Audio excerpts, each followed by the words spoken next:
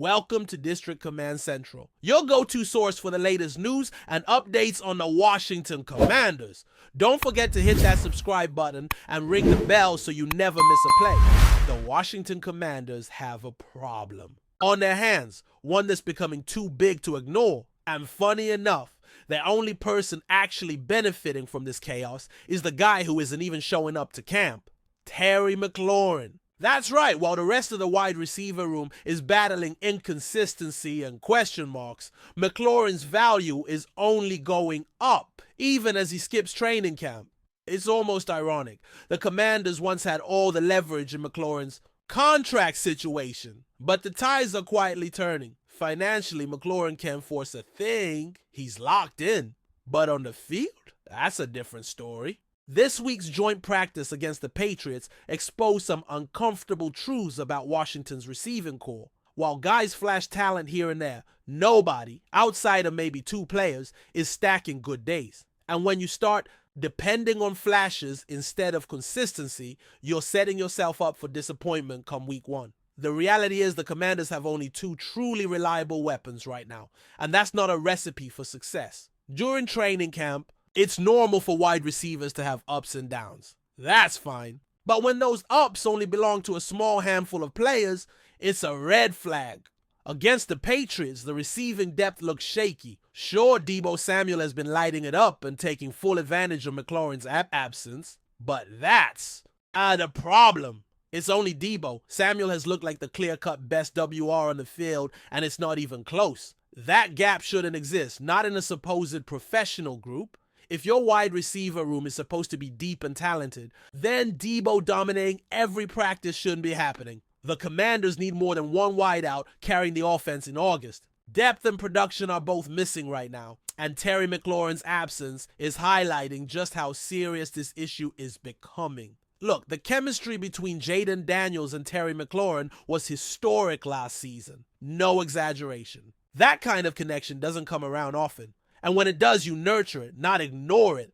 McLaurin is the kind of player that makes your quarterback better, more confident, and more dangerous. But while he's out of camp, Deebo has stepped into the spotlight and has been fantastic, no doubt. That said, this shouldn't be a one-man show. Zach Ertz, the veteran tight end, has also been one of Daniel's top targets in camp. Continuing the chemistry they built last year.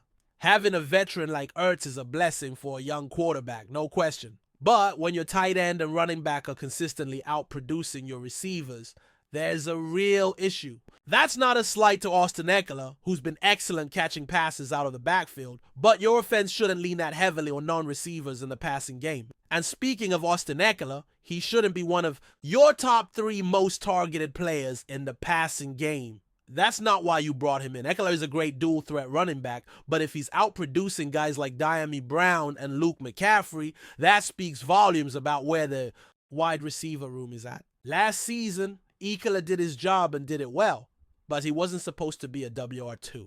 The Commanders desperately need production from guys who are actually paid to catch passes on the outside. Dyami Brown continues to struggle with consistency. And McCaffrey, though promising, still has a steep learning curve. Right now, the wide receiver room is full of potential, but lacking results. It's a group that looks good on paper, flashes here and there in camp, but hasn't shown the steady progress you need to feel confident heading into September. And that's a dangerous place to be. When it comes to the youth movement, the Commanders are putting a lot of faith into potential rather than proven talent. That's fine for a rebuilding team, but Washington isn't trying to rebuild. They want to compete now. Luke McCaffrey and Jalen Lane are the 2 rookies under the microscope, and both bring something different. Lane, in particular, has the highest ceiling of anyone not named McLaurin or Deebo. His explosiveness and route running have been promising in flashes, but again, there's that word, flashes. McCaffrey is still transitioning into a more polished wideout, and while he's making progress, he's not there yet. These 2 rookies could be special, but could be isn't good enough when the regular season is a few weeks away. You can't lean on potential when trying to win the NFC East. The Commanders need someone to step up now, not later, because later might be too late. And don't sleep on Ja'Cory Brooks, and the undrafted rookie could be the sleeper gem of this entire roster. A former 5-star recruit who just couldn't break through at Alabama, Brooks transferred to Louisville and absolutely went off, over 1,000 yards and 9 touchdowns in one season. That's real production. He's one of those guys who might not flash in every practice, but shows up when it matters. The Commanders need someone like that. A player with hunger, a chip on their shoulder, and Brooks has it. He's flying under the radar now, but don't be surprised if he's making noise in the preseason. The kid has everything you want: size, athleticism, big play ability, and Washington would be smart to get him involved early. If the other young receivers continue to stumble, Brooks might find himself jumping the depth chart. And hey, maybe he's the spark this group needs, because so far it's been a whole lot of question marks. Now let's talk about the veterans. Head coach Dan Quinn has name-dropped Chris Moore and KJ Osborne as two guys who have had the benefit of a full offseason to learn the playbook. That's important, no doubt, but neither one has exactly forced their way into the WR2 conversation. They've been fine, solid even, but not stand out. And when you're in a room full of question, marks being fine isn't enough. Then there's Michael Gallup, who literally came out of retirement to try and revive his career. At one point, he was a 1,000-yard guy with the Cowboys, but injuries and inconsistency derailed him. Maybe he finds new life in DC, but counting on that, that's risky. The Commanders are throwing darts at a wall hoping one sticks. But the fact they're even considering Gallup for real reps shows how thin this room is without McLaurin. Veterans are supposed to bring reliability, not more question marks. And that brings us back to the bigger issue. None of this should matter this much in early August, but it does. Training camp is supposed to be where the system gets installed and timing gets built. But when your offense looks disjointed every time your top guys aren't on the field, it's a bad sign. Jaden Daniels is the real deal, and he's shown the ability to elevate the players around him, but you shouldn't make that his job. You should help him, support him, surround him with consistent talent. Right now, it feels like Daniels is being asked to do too much to cover up the flaws of a wide receiver room that lacks depth and identity. You can't just assume he'll pull magic out of his hat every Sunday. That's not how you develop a young quarterback. That's how you frustrate. That's how you waste potential. And that's how you lose games early. Now, here's the kicker. All of this chaos is actually giving Terry McLaurin more leverage, not less. Even if the front office doesn't want to admit it publicly, they're watching this unfold just like the rest of us. And what are they seeing? That without McLaurin, this passing game looks inconsistent. That outside of Debo and Ertz, there's not a single dependable option. That without Terry's leadership and elite route running, Daniels doesn't have his security blanket. And as much as they may try to spin it, the preseason games will be the final test. If the offense looks clunky, if receivers struggle to get separation, if production dips, McLaurin's value skyrockets. He's not just a WR1, he's the glue that holds this group together, and Washington better wake up and realize that before it's too late, because if they don't, they're going to learn the hard way what life without Terry McLaurin really looks like. So here we are, camp drama, wide receiver concerns, and a rising quarterback who deserves better. The Washington Commanders are at a crossroads, and every day that McLaurin isn't in camp, his case becomes stronger. You can't fake chemistry, and you can't replace leadership overnight. Debo Samuel has been incredible, no doubt, but a man can't carry an entire receiver room. The preseason is now make or break for everyone not named McLaurin, Samuel, or Ertz.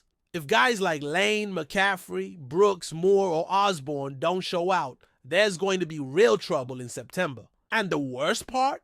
This could have all been avoided. Pay your stars. Build around your quarterback. Prioritize consistency. Instead, the Commanders gambled on depth that hasn't shown up yet. And now McLaurin's silence is louder than anything. Coming out of training camp, it's his absence that's exposing the cracks in his roster. And maybe, just maybe, that's exactly what he wanted all along. If you're enjoying the coverage, make sure to smash that like button and drop a comment with your thoughts on the Commanders' latest moves. We want to hear from you. Quentin Johnston, the towering wide receiver who once promised to be the future of the Los Angeles Chargers, is now making waves with a shocking twist that's stirring up the entire NFL landscape. Sources close to the situation have hinted at a surprising move. Johnston, once hailed as a cornerstone for Justin Herbert's offense, has reportedly packed his bags and is heading to the nation's capital. That's right, Quentin Johnston has allegedly signed with the Washington Commanders, leaving Chargers fans in disbelief and Commander supporters in a frenzy of anticipation. This unexpected development isn't just a change of uniform. It might be a defining moment for two franchises headed in very different directions. The Chargers, who once saw Johnston as the next Mike Williams, are now grappling with the reality of losing a key piece in their offensive puzzle. Meanwhile, DC just might have found its next deep threat, someone who can stretch defenses and spark excitement like never before. If the rumors are true, Johnston's decision to leave Los Angeles isn't just about football. It's about identity, opportunity, and possibly even redemption. After a somewhat underwhelming rookie season that didn't quite live up to the hype, Johnston had been under intense scrutiny from fans and media alike. There were whispers of dissatisfaction within the Chargers organization regarding his development, route precision, and chemistry with Herbert. But was the system holding him back? Did he need a fresh start in a new environment where his skill set could truly flourish? Enter Washington, a team in the midst of transformation, desperate for a dynamic playmaker to inject life into their aerial attack. With new coaching philosophies, a young quarterback room, and a fan base hungry for change, DC might just be the perfect place for Johnston to rewrite his narrative. Could this be the classic change of scenery success story the NFL sees? Once in a blue moon, from what insiders are buzzing, Johnston has already been seen in and around the Commanders' facilities, and there's talk of him building early rapport with the team's offensive staff. Some unconfirmed reports suggest that he's been participating in informal throwing sessions with Washington's young QBs, showcasing the same freakish athleticism and vertical explosiveness that made him a first-round pick.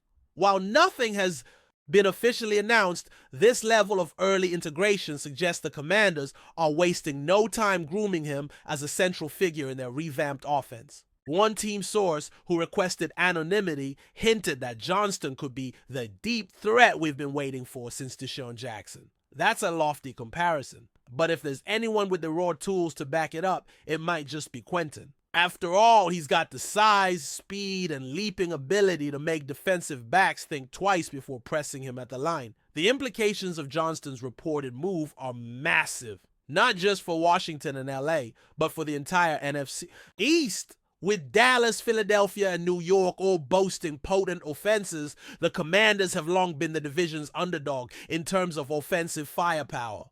But this acquisition, if it indeed materializes, could signal a new era in the DMV. Paired with young talents like Jahan Dotson and Terry McLaurin, Johnston could open up the field in ways fans haven't seen in years. Imagine a three-wide set, with McLaurin commanding double coverage, Dotson working the slot, and Johnston flying down the sideline on a go route. It's a nightmare for defensive coordinators and a dream come true for Commanders fans. Analysts are already speculating that with the right quarterback under center, Washington's offense could quietly become one of the most explosive units in the league.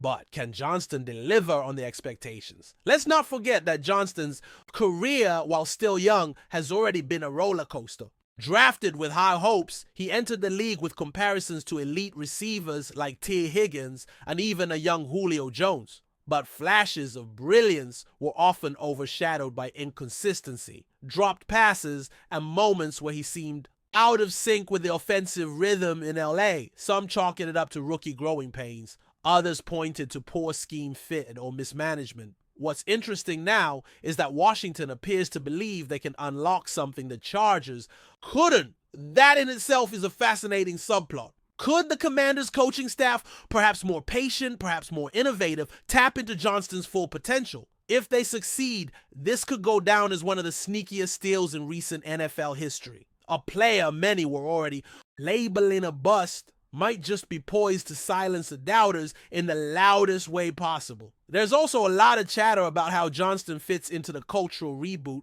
that Washington is undergoing. Since the new ownership took over, there's been a palpable sense of urgency to rebuild not just the roster, but the entire identity of the franchise.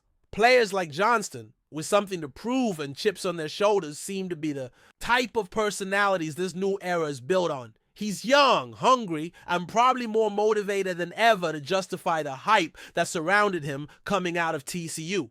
Word is the Commanders' front office was aggressively pursuing him behind the scenes for weeks, possibly months, indicating this wasn't a last-minute move.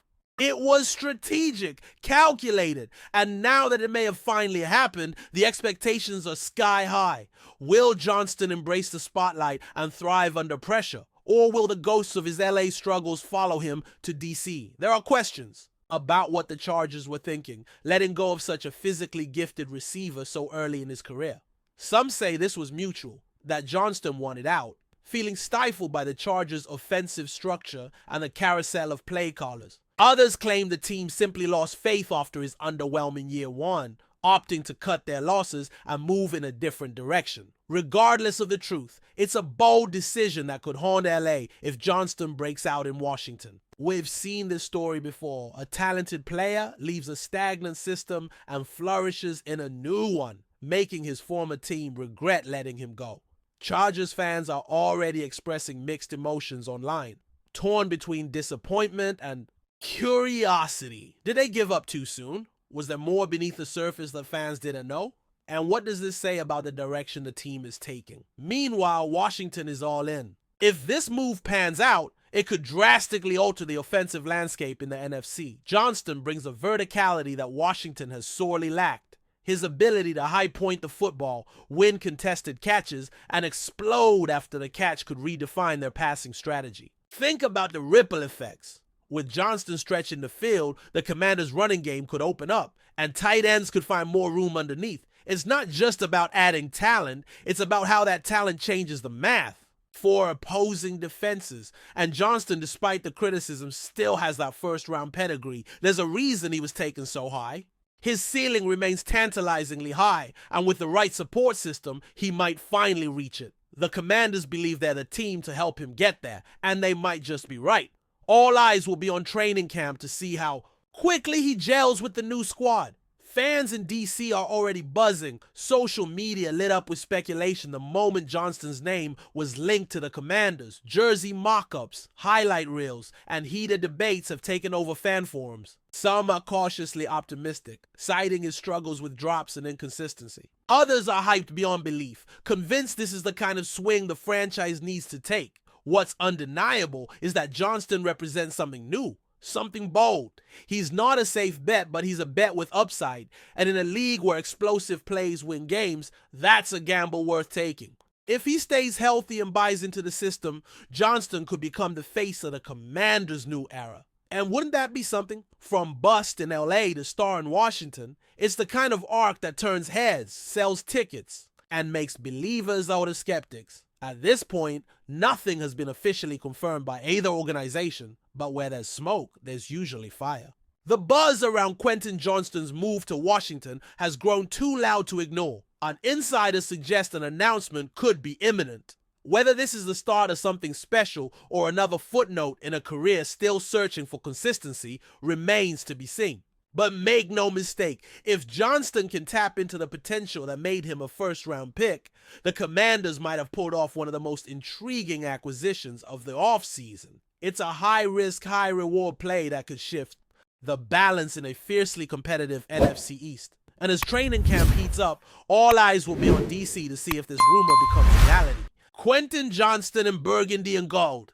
It sounds surreal now, but in the NFL, stranger things have happened. Let's see if this gamble pays off. Thanks for tuning into District Command Central. Make sure to subscribe and follow us for all the Commanders news you need. Until next time, keep the faith and hail to the Commanders.